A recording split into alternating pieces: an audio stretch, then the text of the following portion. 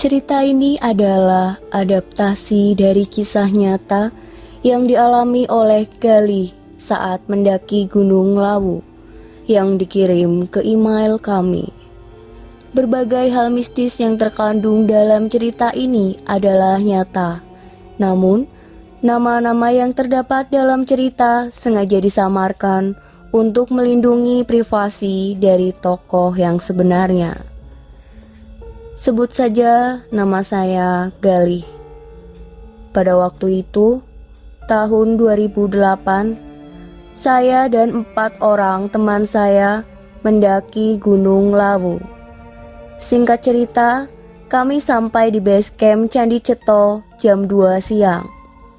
Setelah melakukan pendaftaran, kami istirahat dulu sembari mengisi energi. Setelah sholat asar, sekitar jam 4 sore, kami mulai mendaki. Pendakian dari base camp ke pos 1, saya sudah merasakan keanehan, kayak ada suara bisikan di telinga sebelah kanan. Tapi, saya mikirnya positif aja, mungkin itu suara angin. Karena waktu itu anginnya lumayan kencang dan sedikit gerimis. Perjalanan dari pos 1 ke pos 2 berjalan dengan lancar. Sesampainya di pos 2, kira-kira sekitar jam 5 sorean, di sana kami bertemu 2 orang pendaki lain yang ingin naik bareng. Dan mulai dari sini kami jadi bertujuh. Baru di perjalanan dari pos 2 ke pos 3, tantangan berat pun dimulai. Jadi setelah saya melewati pos 2, saya merasa tas saya berat sekali. Dan pas saya lihat ke belakang, tiba-tiba ada cewek yang nangkring di tas saya. Pas dilihat, beneran ada dan bukan halusinasi. Saya sangat kaget dan ketakutan. Langsung saya buang muka lihat ke depan lagi. Pas sebelumnya, saya nggak bisa lihat semacam makhluk-makhluk kayak gitu. Ceweknya itu anak kecil, rambutnya panjang, kelopak matanya hitam, memakai baju warna putih. Saat itu saya susah sekali untuk jalan, sampai-sampai hampir membungkuk karena sangat berat ini tasnya. Saya nggak cerita ke teman-teman kalau ada yang nangkring di tas saya. Takutnya nanti teman-teman saya ketakutan. Sepanjang perjalanan, saya baca ayat kursi. Berharap makhluk itu segera pergi. Dengan susah payah akhirnya saya sampai di pos 3. Udah kayak orang yang mau pingsan beneran. Di pos 3, saya duduk-duduk istirahat sembari ngopi-ngopi, tapi anehnya makhluk itu hilang.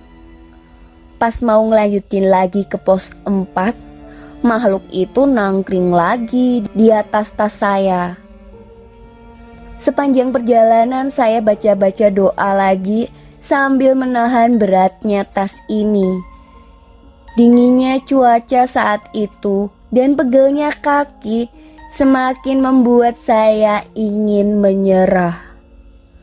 Sesampainya di pos 4, saya sempat bertukar tas dengan teman saya, berharap teman saya yang ditangkringi tasnya oleh makhluk itu. Tetapi masih saja tas yang saya bawa yang ditangkringi oleh makhluk itu. Perjalanan dari pos 4 ke pos 5 pun berlanjut. Makhluk ini mulai semakin agresif. Dia bernyanyi-nyanyi, tapi saya gak ngerti dia nyanyi apa. Padahal sebelumnya dia cuma diem aja.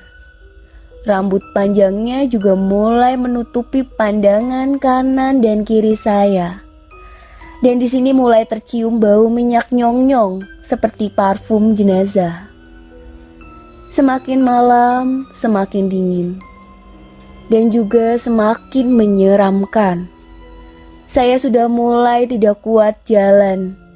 Dan yang menemani saya cuma satu orang waktu itu. Karena teman saya yang lain jalannya lumayan cepat saat itu. Mungkin karena saking semangatnya mereka ingin melihat sunrise-nya Gunung Lawu. Setiap kali saya berhenti, dari kanan ada suara auman harimau.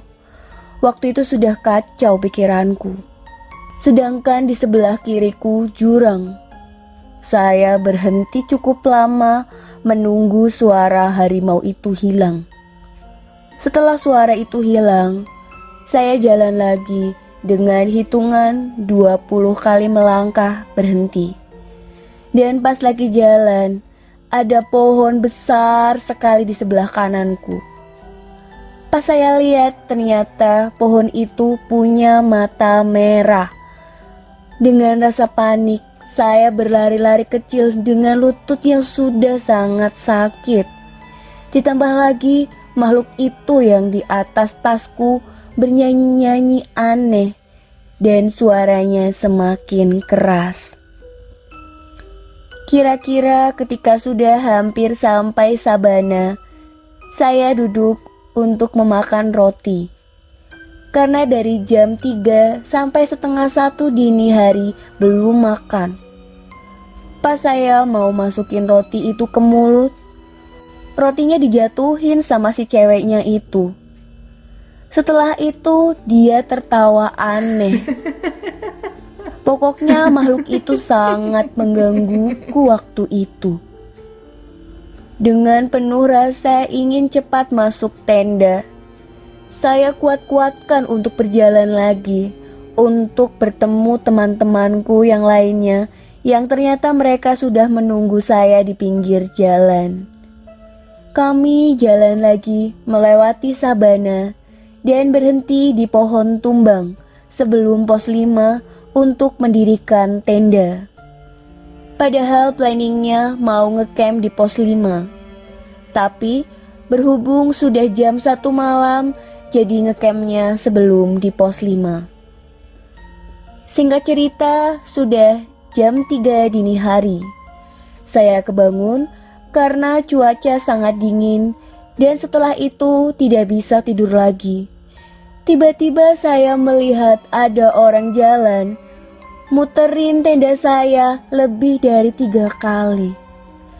Saya tidak berani keluar tenda dan malas juga karena sudah capek sekali.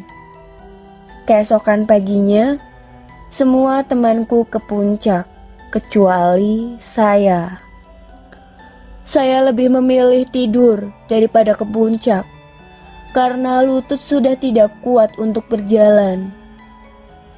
Singkat cerita, setelah menikmati pemandangan sekitar, sore harinya selesai packing, akhirnya kami sepakat untuk turun dan tidak lama kemudian hujan pun turun dengan derasnya.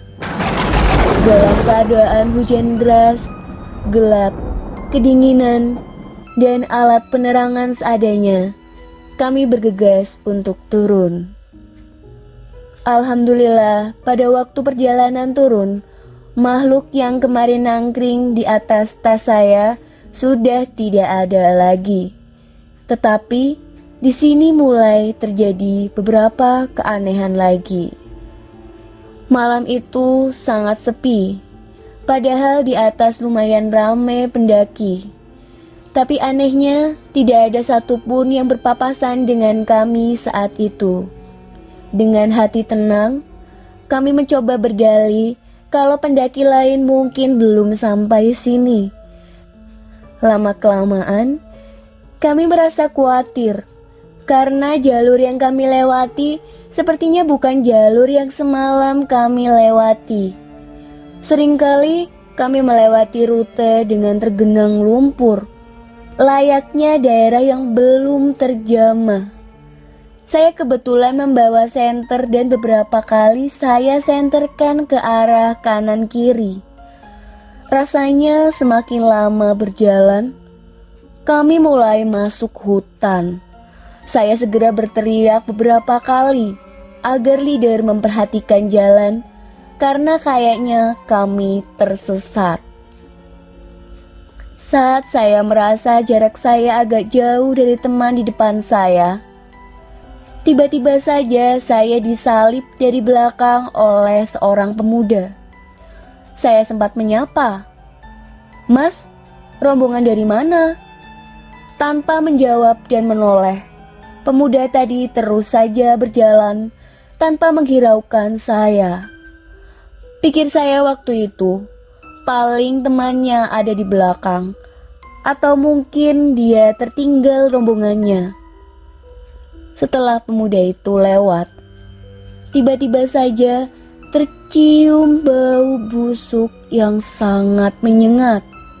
Saya tetap berpikir positif dan terus mengikuti suara leader. Saya menyusuri jalan setapak berbatu dan tepat di samping saya adalah jurang yang kedalamannya tidak saya ketahui karena saat saya mengarahkan senter ke samping bawah terlihat pemandangan yang gelap gulita. Tiba-tiba saya melewati sekelompok orang duduk di atas batu besar. Jumlahnya ada 3 orang. Saya mencoba menyapanya, namun mereka hanya tersenyum aneh, seolah-olah sedang menertawai kami.